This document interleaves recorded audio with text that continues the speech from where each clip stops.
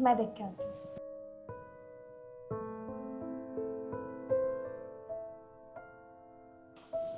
जी बताइए। नमस्ते जी, मैं काम वाली हूँ। आपके नीचे सिक्योरिटी गार्ड ने बताया आपके घर में काम वाली की ज़रूरत है। हाँ हाँ, आइए ना, अंदर आइए। अरे ये क्या कर रही हैं आप चप्पल क्यों उतार रही हैं? वो हम जहाँ भी जाते हैं बाहर ही चप्पल उतारते हैं। देखिए, कहीं का तो मुझे पता नहीं, लेकिन हमारे घर में सब चप्पल पहन के आते हैं। आप पहन लीजिए, अंदर आइए। ठीक है।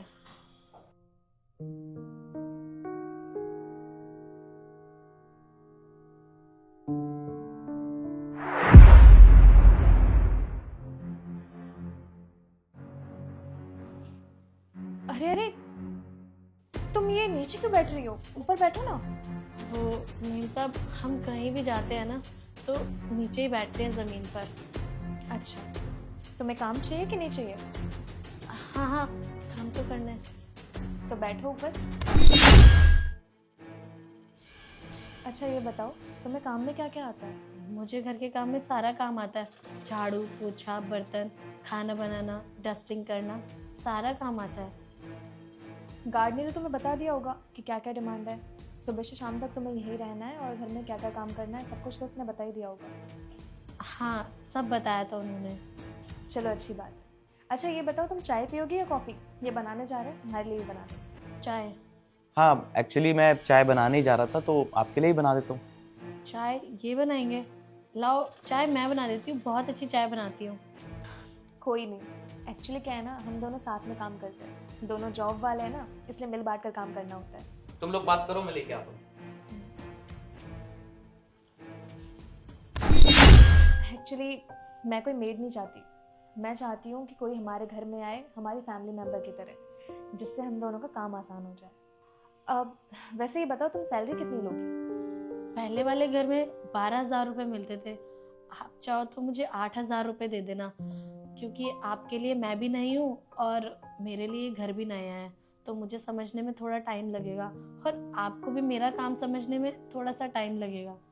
अच्छा, वैसे मेरा मन तो तुम्हें 4,000 देने का है। अब तुम मुझे बताओ कि तुम इसमें ओके हो या नहीं।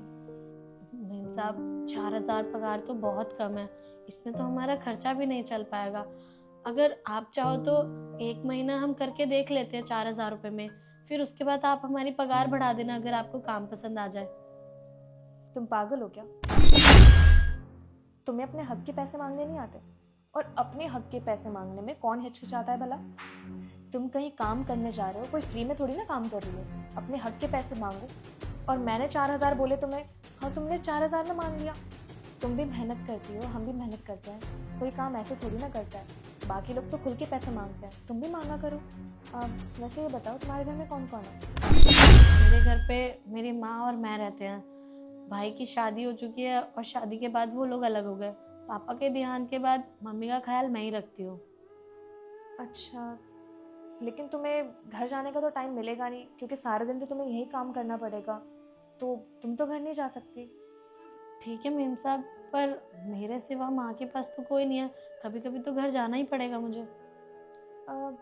वैसे तुम वहाँ पे रेंट पे रहती हो? हाँ, घर तो किराए का ही है।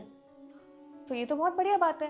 तो एक काम करना, आप दोनों हमारे घर पे रह लेना। हमारे घर पे 3-4 रूम है, और इससे ये होगा कि तुम अपना आराम से रह सकती हो और हमें भी फैमिली मिलेगी, हम लोग साथ में रहा करेंगे।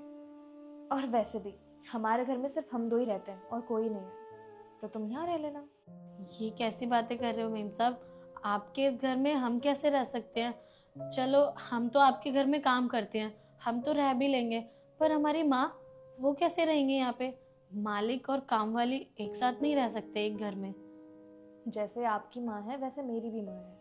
और वैसे भी घर में जब बड़े बुजुर्ग का साया होता है तो घर जन्नत से कम नहीं होता। इसलिए मैं चाहती हूँ कि तुम्हारी मम्मी यहाँ आ जाए। और वैसे भी तुम यहाँ 2-2 3-3 दिन तक अकेली रहोगी तो तुम्हारा मन भी तो नहीं लगेगा ना, तो आप दोनों साथ रहना। ये तो बहुत अच्छी बात है मेम साहब, ये बात सुनकर मेरी माँ भी बहुत खुश हो जाएंगी। और तुम चिंता मत करो, इन सब के पैसे मैं तुम्हारी सैलरी में से नहीं काट रही हूँ। मैं तुम्हारी माँ को अपनी मन से बुला रही हूँ, ताकि तुम्हें भी अकेला फील ना हो और मुझे भी अच्छा लगे। और हाँ, तुम्हारी सैलरी 17,000 होगी। तुम्हें कम तो नहीं लग रहे ना? नहीं नहीं मेम साहब, कम नहीं लग रहे, बल्कि पिछले घर में तो इतने मिलते भी नहीं थे। आप हमें इतनी ज़्यादा पगार भी दे रहे हो और साथ में रहने के लिए छत भी दे रहे हो, मेरे साथ साथ मेरी माँ को भी। ये बात सुनकर मुझे बहुत खुशी हो रही है। सच में मेम साहब, आप लोग कितने अच्छे हैं। काश आपकी तरह मेरे भैया भाभी भी अच्छे होते हैं। देखो, मैं नहीं जानती कि किसके यहाँ कैसा ट्रीट किया जाता है, लेकिन हमारे यहाँ पे सबको बराबर माना जाता है। देखो, मेरा ये मानना है कि आप लोगों को भी रेस्पेक्ट मिलनी चाहिए, क्योंकि आप लोगों की वजह से ही तो हमारी ज़िंदगी ईजी होती है। हर इंसान एक जैसा नहीं होता, और वक्त के साथ साथ ना सभी इंसान को अपनी गलतियों का एहसास हो जाता है। और शायद आपके भैया भाभी को भी अपनी गलतियों का एहसास आज नहीं तो कल ज़रूर होगा, और जब तक बहुत देर हो चुकी होगी। ये लीजिए चाय।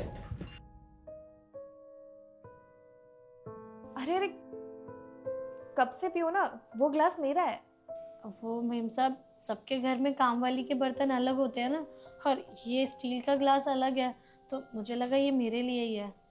एक्चुअली ना, मैं स्टील के बर्तन में ही चाय पीती हूँ। अगर तुम्हें पीना हो तो मैं मंगवा देती हूँ। वो क्या है ना मेम साहब, एक बार हमने किसी के घर में कप में चाय पी ली थी, तो उन्होंने हमारा कप कूड़ेदान में फेंक दिया था। मुझे बहुत बुरा लगा था, तो बस इसीलिए आगे से मैं ध्यान रखती हूँ, जो सबसे अलग बर्तन होता है ना, उसमें चाय पीती हूँ। मुझे तो ये समझ नहीं आता कि आजकल के ज़माने में भी लोग ऐसे भेदभाव करते हैं। तुम ज़्यादा सोच मत, तुम चाय पियो।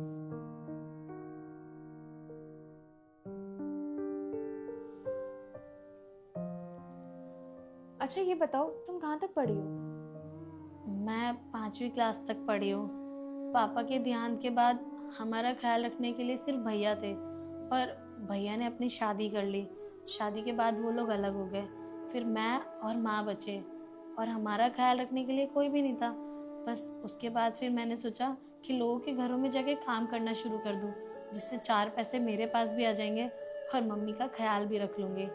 उसके बाद मैं पढ़ाई तो सोच ही नहीं सकती थी, क्योंकि घर की जिम्मेदारियों में जो फंस गई थी, और इतनी सारी जब जिम्मेदारियाँ हैं तो कैसे पढ़ाई होगी। और थोड़ी बहुत तो इंग्लिश टूटी फूटी मुझे आती है, क्योंकि जिनके घरों में मैं काम करने जाती हूँ उनके छोटे छोटे बच्चे बोलते रहते हैं stupid, set up, sit here, तो थोड़ी थोड़ी आती है और समझ में भी आती है मेम साहब। मुझे ये बताओ, तुम्हें आगे पढ़ने का मन है या नहीं? नहीं मेम साहब, मेरा तो बहुत मन करता है पढ़ने का, लेकिन पढ़ाई कैसे करें वो नहीं समझ में आता। घर की जिम्मेदारियां भी तो हैं। अगर घर की जिम्मेदारियां ना होती तो मैं पढ़ाई कर लेती, लेकिन काम करना भी तो बहुत ज़रूरी है, और साथ में दोनों काम नहीं हो सकते। देखो, माफ़ करना, लेकिन हम दोनों यहाँ पे तुम्हें काम नहीं दे सकते। लेकिन मैम साहब, आप ऐसा कैसे कह सकते हो? अभी तो आपने बोला था काम देने के लिए, आप अचानक से मना कर रहे हो। मुझे इस काम की बहुत ज़रूरत है। पापा के ध्यान के बाद मम्मी की तबीयत आए दिन ख़राब रहती है, उनके इलाज के लिए पैसे चाहिए। मैम साहब, हमें ये काम दे दो। अरे अरे, शांत हो जाओ। मेरे कहने का मतलब वो नहीं है।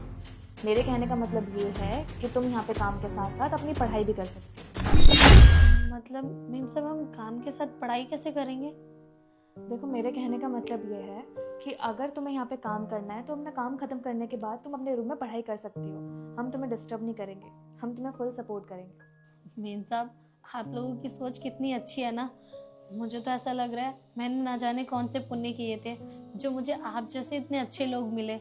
आप लोग तो मालिक के रूप में मेरे लिए भगवान हो। देखो, भगवान से बराबरी करके हमें नीचा मत दिखाओ। मैं तो बस इतना चाहती हूँ कि तुम अपनी पढ़ाई कंप्लीट करो। हमें भी अच्छा लगेगा कि हमारी वजह से किसी की ज़िंदगी संवर गई। ठीक है मैम साहब, मैं चलती हूँ, कल से काम पे आ जाऊँगी। कब मैं धो दूँ? अरे नहीं नहीं, इसकी कोई ज़रूरत नहीं है। ठीक है, नमस्ते साहब।